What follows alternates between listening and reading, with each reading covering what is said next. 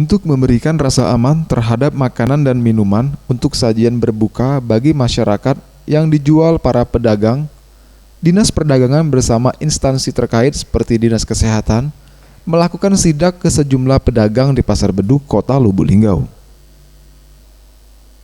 Dalam sidak kali ini, tim gabungan melakukan pemeriksaan makanan takjil yang dijual para pedagang untuk memastikan makanan yang dijual aman dari bahan pengawet ataupun bahan-bahan yang dilarang untuk dikonsumsi seperti formalin, boraks, maupun pewarna tekstil.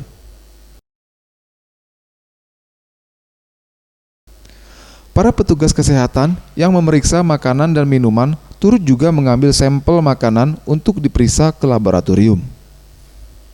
Dari hasil pemeriksaan sidak yang dilakukan ke sejumlah pedagang, petugas gabungan tidak menemukan makanan dan minuman yang mengandung bahan yang dilarang. Hal ini dikarenakan dari pengakuan sejumlah pedagang, makanan yang dijual setiap harinya habis terjual.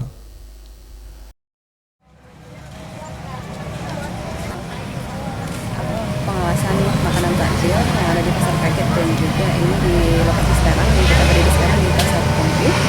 Dari hasil pantauan kami hari ini tidak ada yang mencolok baik itu dari warna, borak maupun formalin, tidak kita ketemukan, tetapi hanya kehigienisan dari produk-produk atau makanan yang dijual, seperti kurang ditutup dari makanan-makanan tersebut, dan juga masih adanya gas CO yang dikeluarkan dari motor itu masih terkena makanan yang dijual.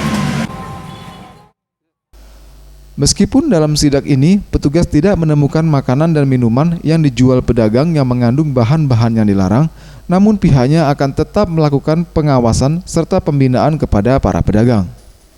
Tim Liputan Sriwijaya TV.